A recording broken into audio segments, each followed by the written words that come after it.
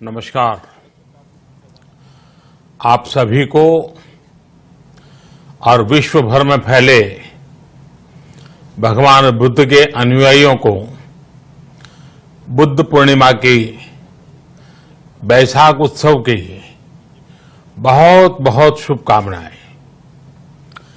ये मेरा सौभाग्य है कि मुझे पहले भी इस पवित्र दिन पर आपसे मिलने, आप सभी से आशीर्वाद लेने का अवसर मिलता रहा है। 2015 और 2018 में दिल्ली में और साल 2017 में कोलंबो में मुझे इस कार्यक्रम से जुड़ने का, आपके बीच आने का मौका मिला था। हां, इस बार परिस्थितियां ही कुछ और हैं, इसलिए आमने सामने आकर के आपसे मुलाकात नहीं हो पा रही। साथियों, भगवान बुद्ध का वचन है, मनोपुब्बम गमा धम्मा, मनोसेट्टा मनोमया, यानी धम्म मन से ही होता है, मन ही प्रधान है, सारी प्रवृत्तियों का अगुवा है। इसलिए आपका और मेरा मन का जो जुड़ाव है, उसके कारण सशरीर उपस्थिति की कभी उतनी महसूस नहीं होती। आपके बीच आना बहुत खुशी की बात होती, लेकिन अभी हालात हमें वो परमिट नहीं करते हैं और इसलिए दूर से ही टेक्नोलॉजी के माध्यम से आपने मुझे अपनी बात रखने का अवसर दिया। इससे बढ़कर के संतोष और क्या हो सकता है। साथियों, लॉकडाउन की इस विकट परिस्थितियों में भी वर्चुअल बैसाख बुद्ध पूर्णिमा दिवस समारोह, इसके इस आयोजन के लिए अंतर्राष्ट्रीय बौद्ध संघ प्रशंसा के पात्र है। आपके इस अभिनव प्रयास के कारण ही इस आयोजन में विश्व भर के लाखों अनुयायी एक दूसरे के साथ जुड़ रहे हैं।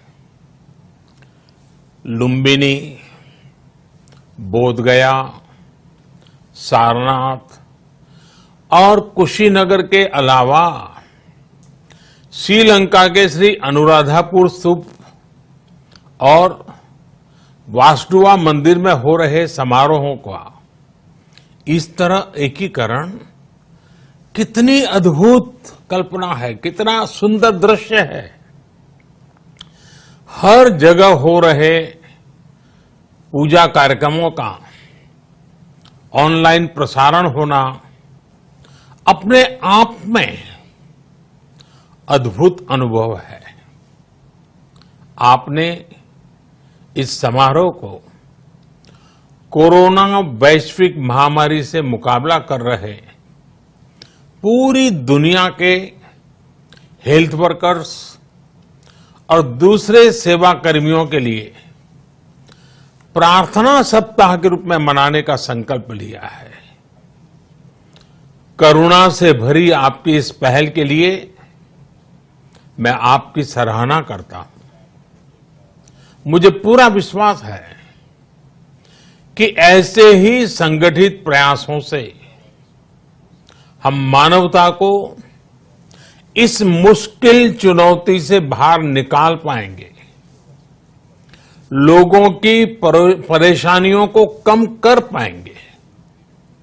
साथियों,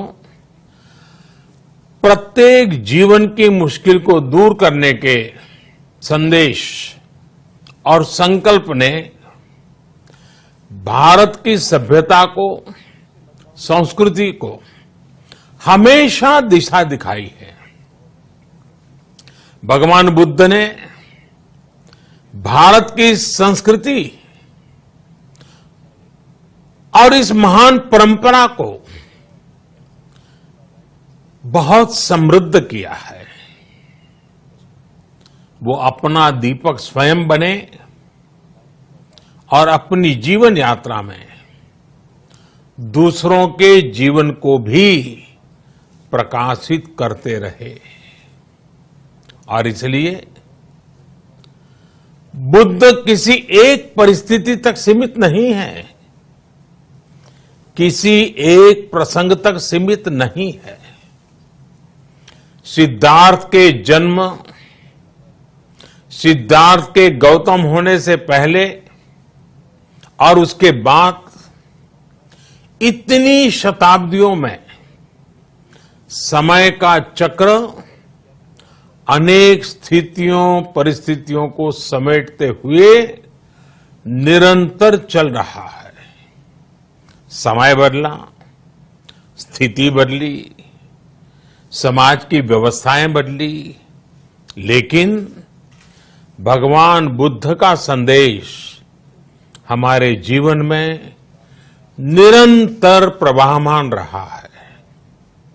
ये सिर्फ इसलिए संभव हो पाया है क्योंकि बुद्ध सिर्फ एक नाम नहीं है, बल्कि एक पवित्र विचार भी है। एक ऐसा विचार जो प्रत्येक मानव के हृदय में धड़कता है, मानवता का मार्गदर्शन करता है। बुद्ध त्याग और तपस्या की सीमा है। बुद्ध सेवा और समर्पण का पर्याय है। बुद्ध मजबूत इच्छा शक्ति से सामाजिक परिवर्तन की पराकाष्ठा है। बुद्ध वो है जो स्वयं को तपाकर, स्वयं को खपाकर, खुद को न्योछावर करके पूरी दुनिया में आनंद फैलाने के लिए समर्पित है। और हम सभी का सौभाग्य देखिए, इस समय हम अपने आसपास ऐसे अनेकों लोगों को देख रहे हैं जो दूसरों की सेवा के लिए, किसी मरीज के इलाज के लिए, किसी गरीब को भोजन कराने के लिए, किसी अस्पताल में सफाई के लिए, किसी सड़क पर कानून व्यवस्था बनाए रखने के लिए 24 घंटे काम कर रहे हैं। भारत में, भारत के बाहर ऐसा प्रत्येक व्यक्ति, विश्व के हर कोने में ऐसा प्रत्येक व्यक्ति अभिनंदन का पात्र है, नमन का पात्र है। साथियों, ऐसे समय में जब दुनिया में उथल पुथल है, कई बार दुख, निराशा, हताशा का भाव बहुत ज्यादा दिखता है, तब भगवान बुद्ध की सीख और भी प्रासंगिक हो जाती है। भगवान बुद्ध कहते थे कि मानव को निरंतर ये प्रयास करना चाहिए कि वो कठिन स्थितियों पर विजय प्राप्त करे, उनसे बाहर निकले। थक कर रुक जाना ये विकल्प नहीं हो सकता। आज हम सब भी एक कठिन परिस्थिति से निकलने के लिए निरंतर जुटे हुए हैं, साथ मिलकर काम कर रहे हैं। भगवान बुद्ध के बताए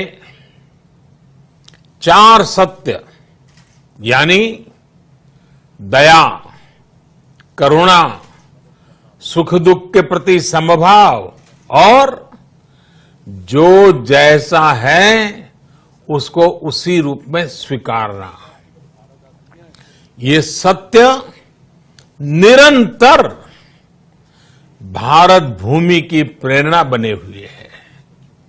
आज आप भी देख रहे हैं कि भारत निस्वार्थ भाव से बिना किसी भेद के अपने यहां भी और पूरे विश्व में कहीं भी संकट में घिरे व्यक्ति के साथ पूरी मजबूती से खड़ा है। लाभ हानि, समर्थ असमर्थ से अलग हमारे लिए संकट की ये घड़ी सहायता करने की है। जितना संभव हो मदद का हाथ आगे बढ़ाने की है। यही कारण है कि विश्व के अनेक देशों ने भारत को इस मुश्किल समय में याद किया और भारत ने भी हर जरूरतमंद तक पहुंचने में कोई कसर नहीं छोड़ी है। भारत आज प्रत्येक भारतवासी का जीवन बचाने के लिए हर संभव प्रयास तो कर ही रहा है, अपने वैश्विक दायित्वों का भी उतनी ही गंभीरता से पालन कर रहा है। साथियों, भगवान बुद्ध का एक एक वचन, एक एक उपदेश मानवता की सेवा में भारत की प्रतिबद्धता को मजबूत करता है। बुद्ध भारत के बोध और भारत के आत्मबोध दोनों का प्रतीक है। इसी आत्मबोध के साथ भारत निरंतर पूरी मानवता के लिए, पूरे विश्व के हित में काम कर रहा है और करता रहेगा। भारत की प्रगति हमेशा विश्व की प्रगति में सहायक होगी। साथियों, हमारी सफलता के पैमाने और लक्ष्य दोनों समय के साथ बदलते रहते हैं, लेकिन जो बात हमें हमेशा ध्यान रखनी है वो ये कि हमारा काम निरंतर सेवा भाव से ही होना चाहिए। जब दूसरे के लिए करुणा हो, संवेदना हो और सेवा का भाव हो तो ये भावनाएं हमें इतना मजबूत कर देती हैं कि बड़ी से बड़ी चुनौती से आप पार पा सकते हैं। सुप्पबुद्धम पबुज्जन्ति सदा गौतम सावका, यानी जो दिन रात हर समय मानवता की सेवा में जुटे रहते हैं वही बुद्ध के सच्चे अनुयायी हैं। यही भाव हमारे जीवन को प्रकाशमान करता रहे, गतिमान करता रहे। इसी कामना के साथ आप सभी का बहुत बहुत आभार। इस मुश्किल परिस्थिति में आप अपना, अपने परिवार का, जिस भी देश में आप हैं वहां का ध्यान रखें, अपनी रक्षा करें और यथासंभव दूसरों की भी मदद करें। सबका स्वास्थ्य उत्तम रहे, इसी मंगल कामना के साथ मैं मेरी वाणी को विराम देता हूं। धन्यवाद। सर्वमंगलम।